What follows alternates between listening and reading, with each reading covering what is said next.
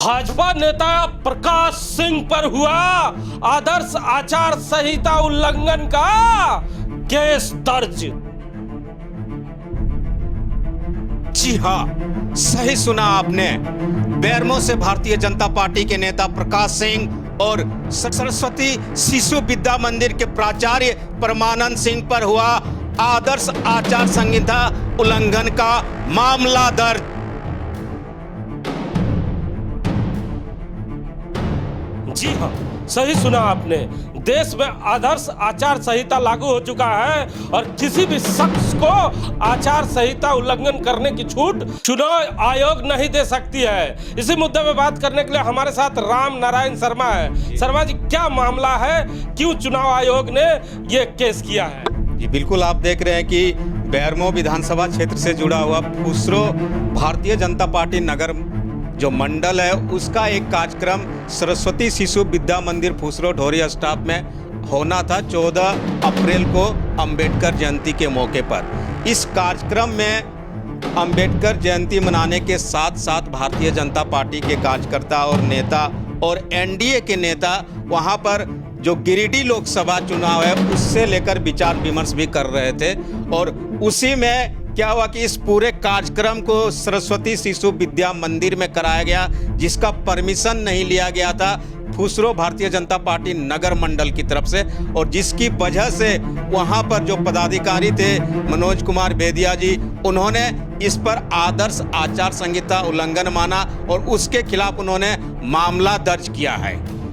ये कितना सही है? जी बिल्कुल, जो चुनाव के समय इस तरह के कार्यक्रम अगर आप करना चाहते हैं तो उसके लिए आपको परमिशन लेने की आवश्यकता होती है। और अगर आप परमिशन नहीं लेते हैं तो जो भी जिला प्रशासन है, चाहे किसी भी क्षेत्र में हो, उनका ये अधिकार है। और ये चूंकि चुनाव आयोग का गाइडलाइन है और गाइडलाइन के तहत ये आदर्श आचार संहिता उल्लंघन का मामला दर्ज किया गया है। हिमांशु जी, इससे कितनी सीख लेने की जरूरत है तमाम राजनीतिक पार्टियों को, समाज सेवियों को, कि अगर आप अपने लोकसभा क्षेत्र में कार्यक्रम करते हैं, अगर बिना परमिशन का करते हैं तो इस तरह के झमेले में आप पड़ सकते हैं। ये तो एकदम आवश्यक है कि अगर आप चुनाव चल रहा है, आदर्श आचार संहिता लगा हुआ है पूरे देश में और ऐसे में कोई भी कार्यक्रम कर रहे हैं तो आपको सबसे पहले जो आदर्श आचार संहिता से जुड़े हुए नियम परिनियम है उसको मानने की सख्त जरूरत है। और अगर आप मान नहीं पाते हैं, उसको उल्लंघन करते हैं, उसकी देख में नहीं रहते हैं, उसकी सीमा में नहीं रहते हैं, तो आप पर इस तरह के मामले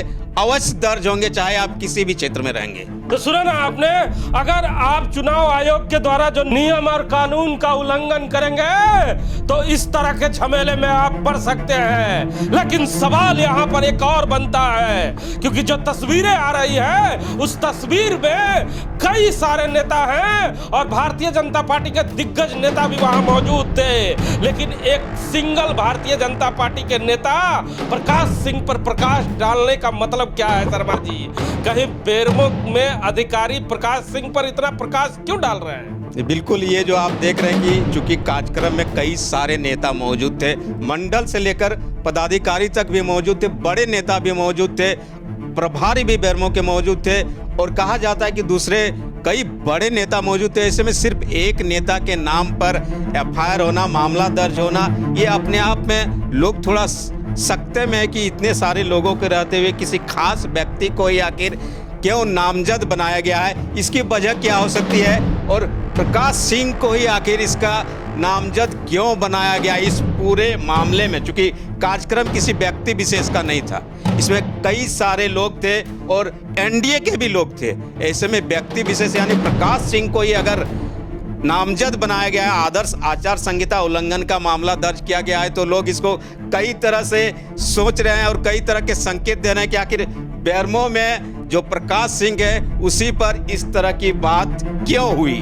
वहां पर बहुत सारे नेता थे, जैसा आप बता रहे हैं, जैसा तस्वीर देख रहे हैं, और कई नेताओं के सोशल साइट भी हम लोगों ने देखा है। ये चर्चाएं बेरमो में आम हो चुकी है कि आखिर क्यों इसी शख्स पे क्यों, और बार बार प्रकाश सिंह को इतना माइलेज क्यों दिया जा रहा है? हमें लगता है जबरदस्ती प्रकाश सिंह को नेता बनाने का कहीं प्रयास तो नहीं किया जा रहा है। आदर्श आचार संहिता में तो मैं नहीं कहूँगा, लेकिन लगता है कि जिस तरह उनको वहाँ पर प्रोजेक्ट करने की कोशिश की जा रही है इससे तो कुछ न कुछ संकेत जरूर आ रहे हैं कि प्रकाश सिंह पर ही आखिर सभी कुछ को हाईलाइट करने की जिम्मेदारी उन्हीं के ऊपर क्यों छोड़ी जा रही है बेरमो विधानसभा क्षेत्र में। तो कुछ न कुछ संकेत तो जरूर है, लेकिन चूंकि ये मामला आदर्श आचार संहिता का है, चुनाव आयोग से जुड़ा हुआ है, इसलिए इस मामले पर हम लोग कोई टिप्पणी नहीं कर सकते। हिमांशु, इस मामले पे हम टिप्पणी नहीं करना चाहते हैं, लेकिन हम आपको बताना चाहते हैं कि इस शहर में आदर्श आचार संहिता लागू है। अगर आप इसे तोड़ने का प्रयास करेंगे तो आप भारी फजीहत में पड़ सकते हैं, आप पे मामला दर्ज हो सकता है। इसीलिए